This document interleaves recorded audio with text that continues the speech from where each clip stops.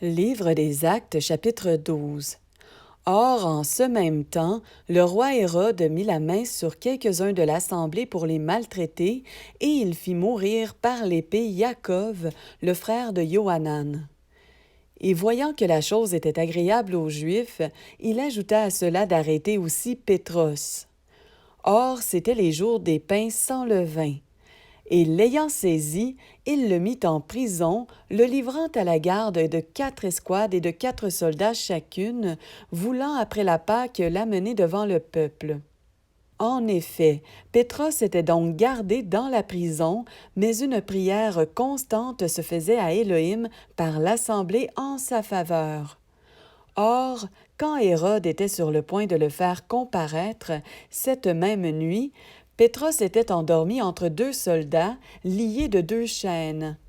Et des gardes devant la porte gardaient la prison. Et voici qu'un ange du Seigneur survint et une lumière resplendit dans l'habitation. Et frappant Pétros au côté, il le réveilla en disant « Lève-toi promptement ». Et les chaînes tombèrent de ses mains. Et l'ange lui dit, « Mets ta ceinture et chausse tes sandales. » Et il fit ainsi. Et il lui dit, « Enveloppe-toi de ton manteau et suis-moi. » Et étant sorti, il le suivait, et il ne savait pas que ce qui se faisait par le moyen de l'ange était vrai, mais il pensait voir une vision.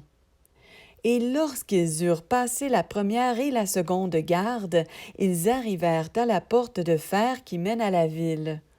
Elle s'ouvrit à eux d'elle-même et, étant sortis, ils s'avancèrent dans une rue. Et immédiatement, l'ange le quitta.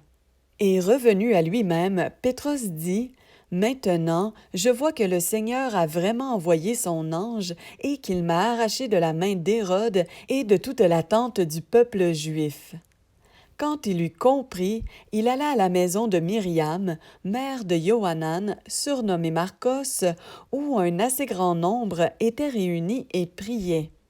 Mais comme Pétros frappait à la porte du vestibule, une servante du nom de Rhode vint pour écouter. Reconnaissant la voix de Pétros et, dans sa joie, elle n'ouvrit pas le vestibule, mais elle courut annoncer que Pétros était devant la porte. Mais ils lui dirent, « Tu es folle. » Mais elle affirmait qu'il en était ainsi. Et il disait, « C'est son ange. » Mais Pétros continuait à frapper. Et quand ils eurent ouvert, ils le virent et furent étonnés.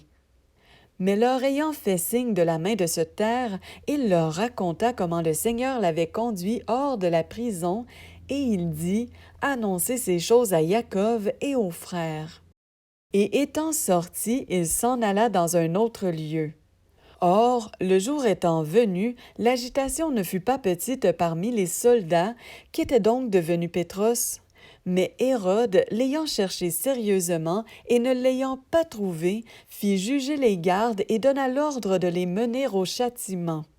Et il descendit de Judée à Césarée où il séjourna.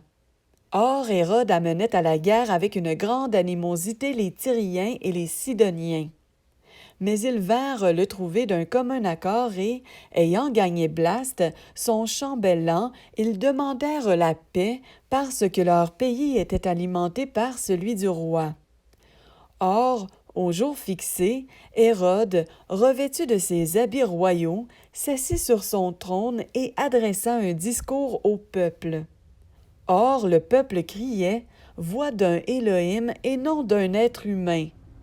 Et immédiatement, un ange du Seigneur le frappa parce qu'il n'avait pas donné gloire à Élohim. Et il fut mangé par les vers et expira. Mais la parole d'Élohim croissait et se multipliait. Mais Barnabas et Shaoul revinrent de Jérusalem après avoir accompli le service, ayant aussi pris avec eux Johanan, surnommé Marcos.